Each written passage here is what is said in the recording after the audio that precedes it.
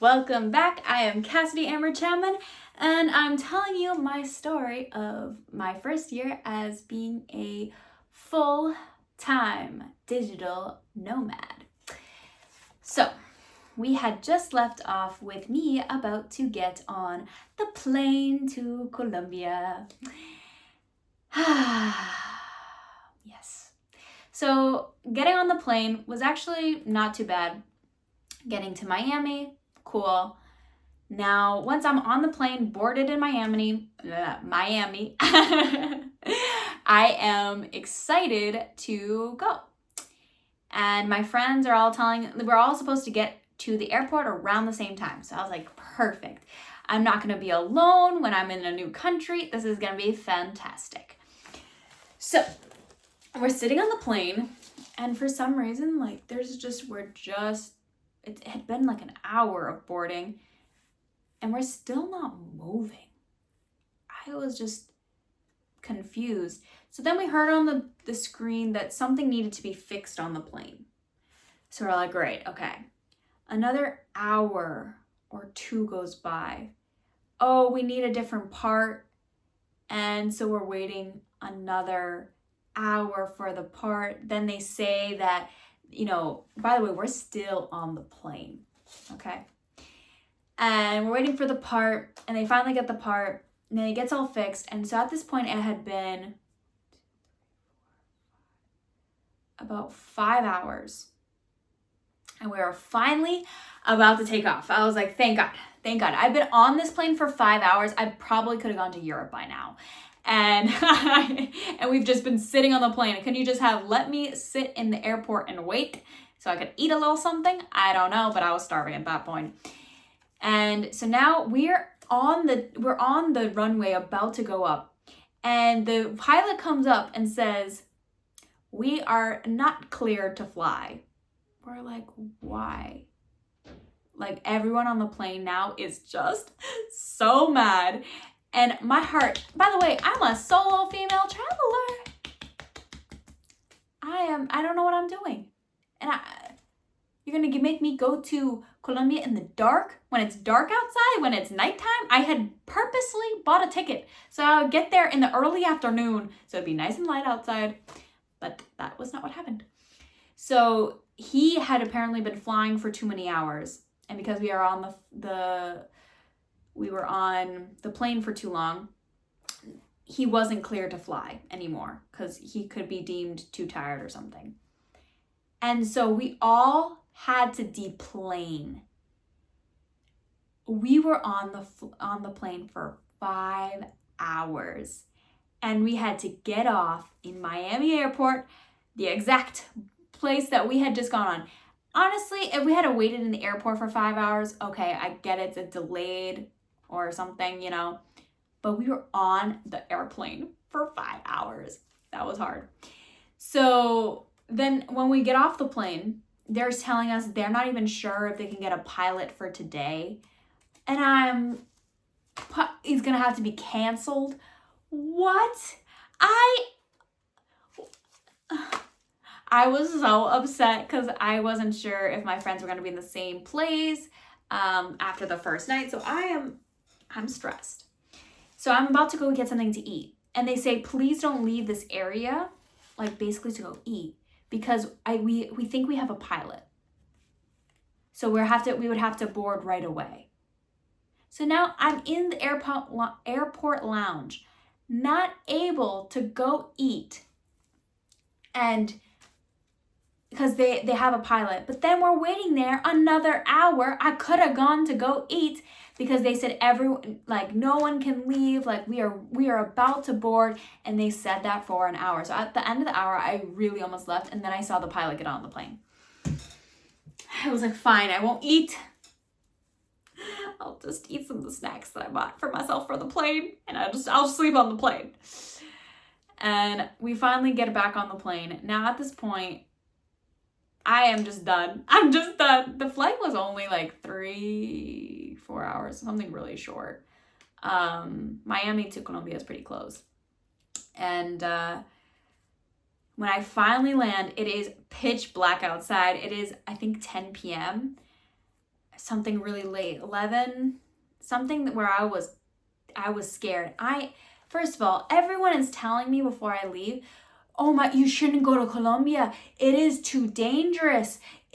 I've had family members praying on their knees saying, please don't go, don't go. And I'm over here like, oh, why? Like I know I'm okay. They were like, no, it's so dangerous. You don't understand. So at this point, I am arriving at this country that's everyone's telling me to be so afraid of, even the locals. And I'm arriving late at night and I have no service. And in the airport, I couldn't connect to the Wi-Fi and I could not contact my friends. All I had was the address of the Airbnb.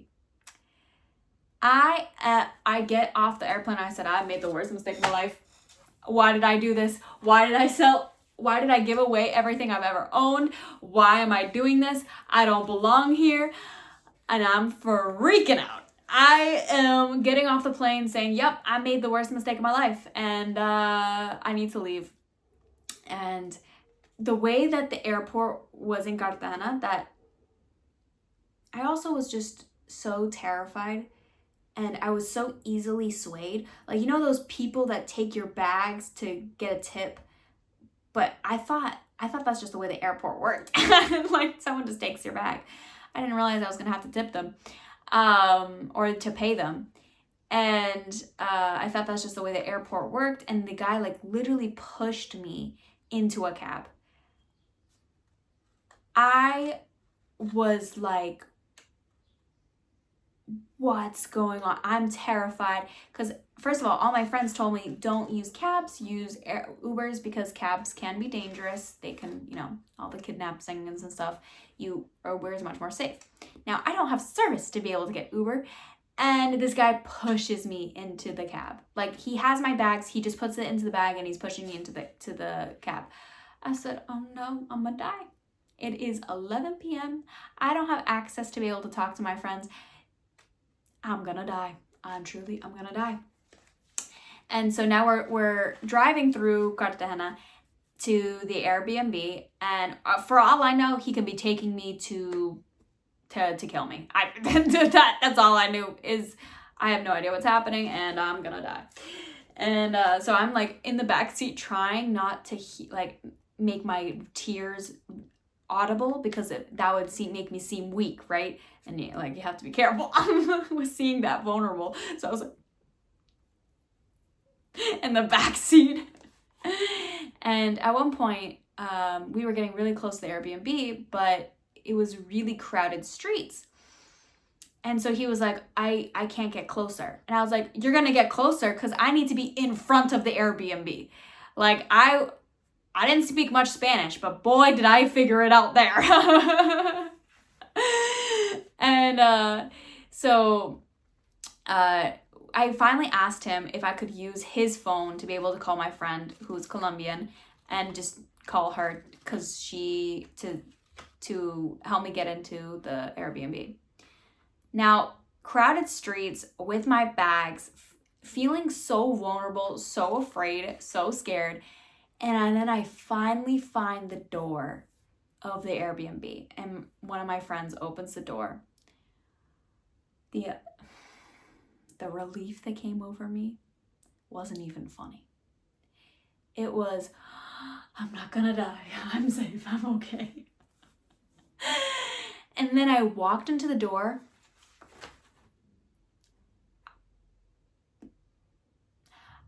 I was like, am I in a fairy tale?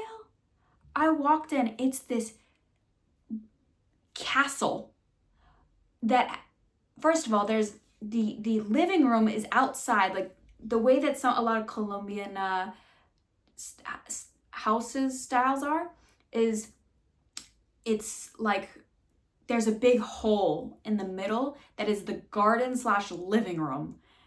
And it was this beautiful place with all these gorgeous plants and comfy couches and a kitchen that's pretty much that it has like a roof over the kitchen, but everything is open air.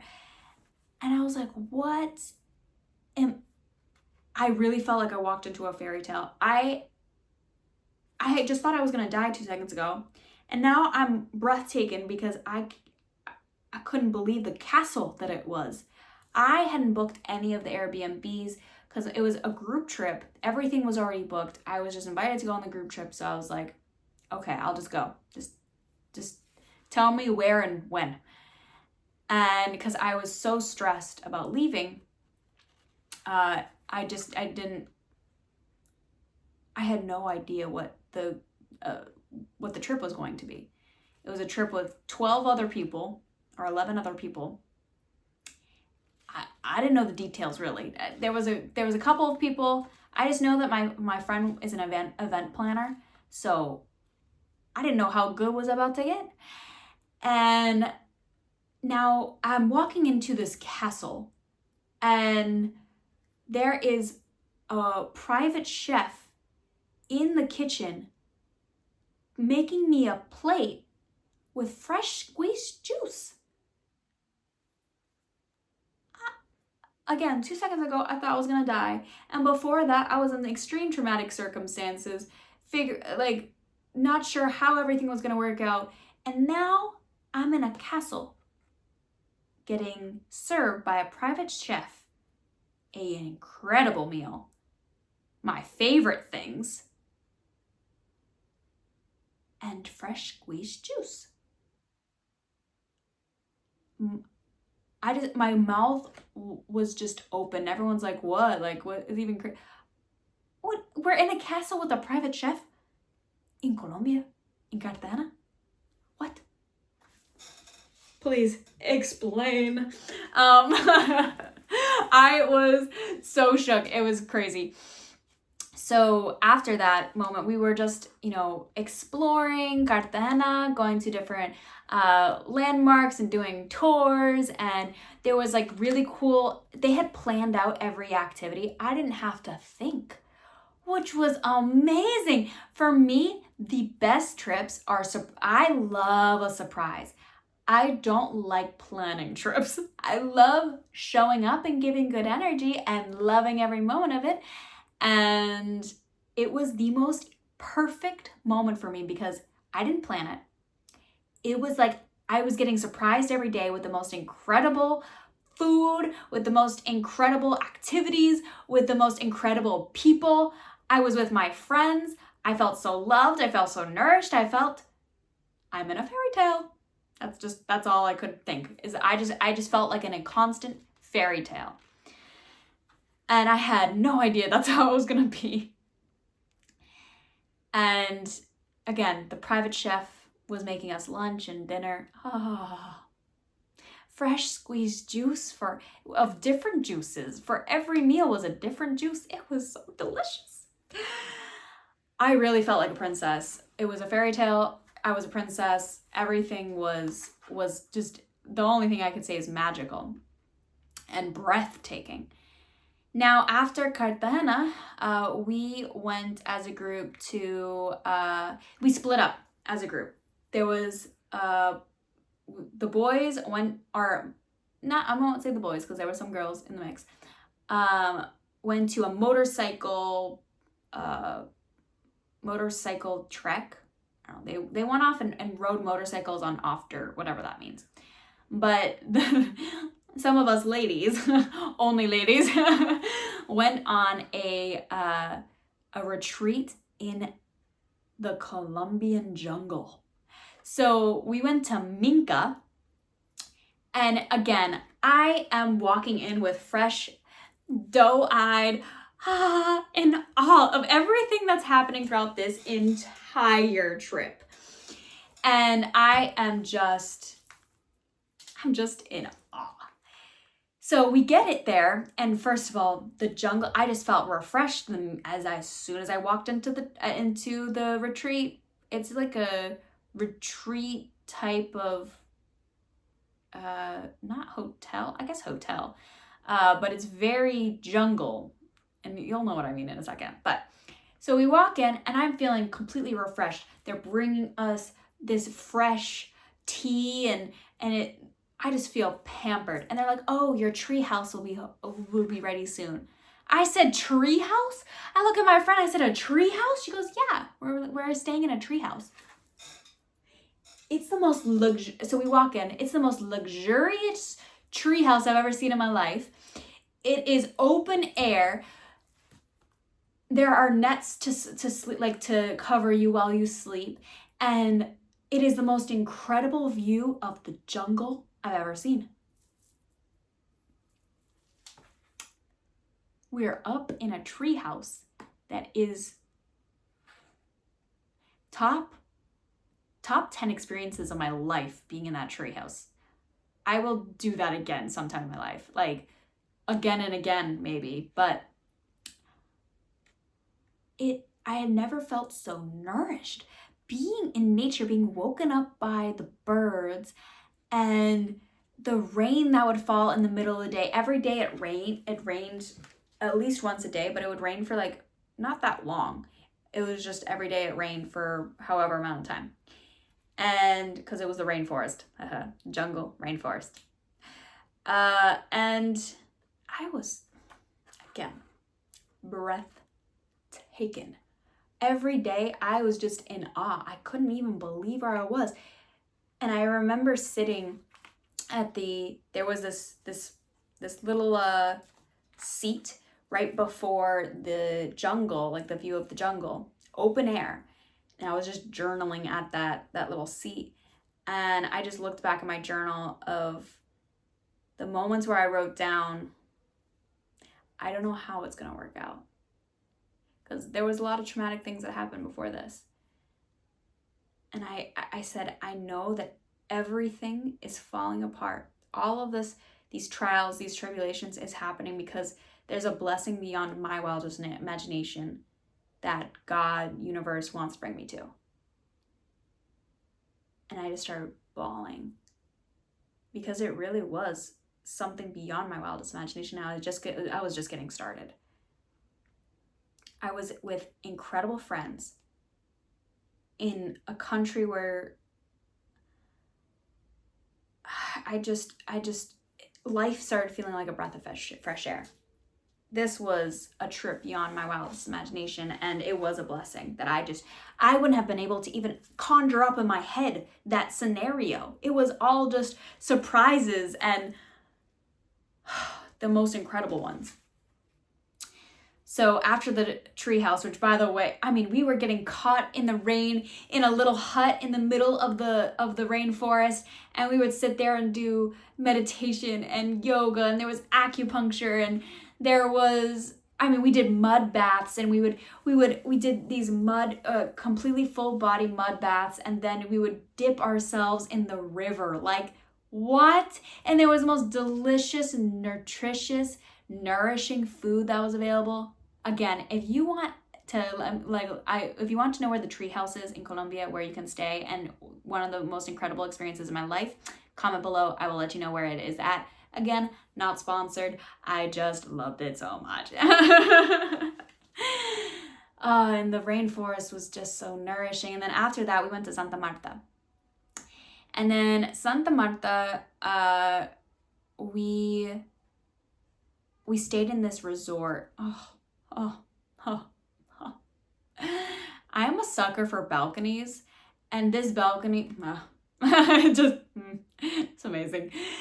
And the sunset there, the beach there, the pool there, the food there, I could go on. But again, I just felt like I was a princess living in a fairy tale that I could not understand, with the most incredible people having the most incredible time.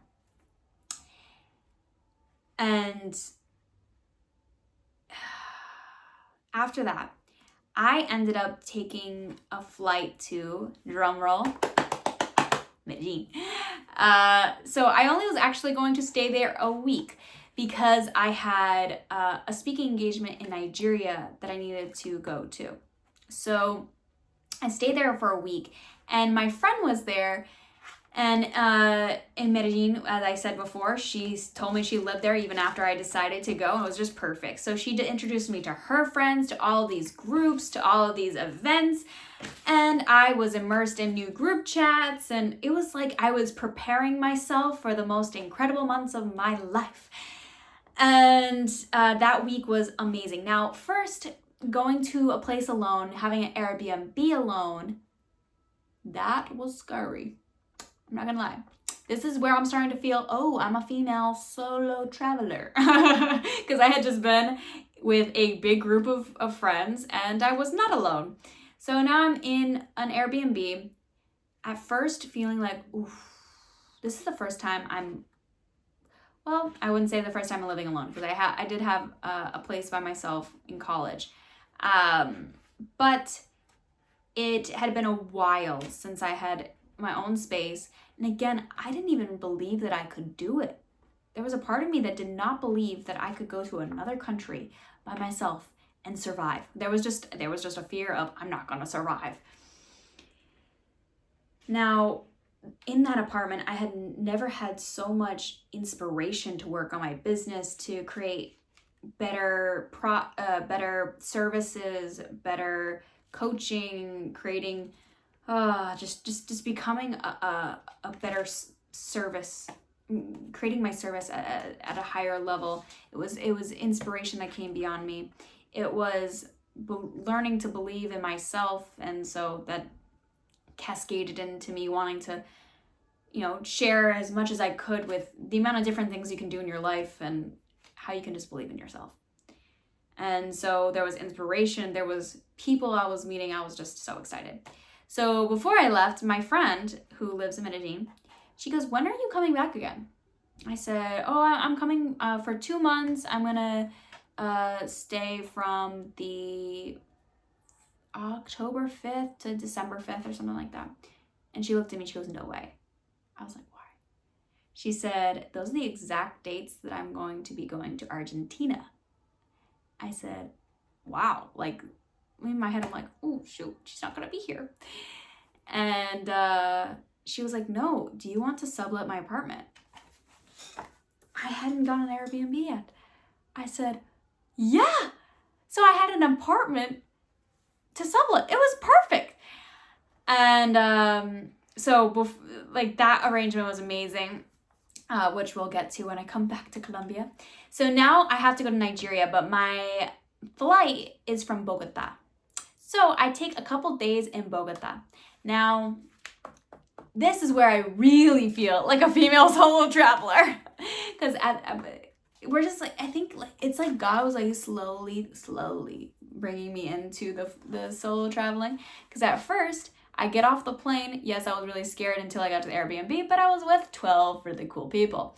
Then the next time I leave, even though I really felt like a female solo traveler, I had a friend I knew in the city and she introduced me to her whole friend set. So I had a bunch of people I was hanging out with, even though if I had an Airbnb alone. So now I'm in a place where I don't know nobody. And I stayed in an Airbnb, and at this point, I had a hard time getting out of the apartment, because even though the apartment was gorgeous, like it was hard to leave because it was so pretty. But also I was terrified because my service for some reason wasn't working, and I was just scared. I was just scared. And I was only there for a couple days. Again, I'm getting so much inspiration. This is when poetry really started to come through. I mean, it started to come through before I left, but it was so many things I wanted to share, so many plans for what I was going to do with my business, so much of how I wanted to serve the world just started to come through. So it was a great time for that, even though I really was scared to leave. So I barely left. I left a couple times to like go eat, but I was like shaking in my boots. I'm alone on the streets.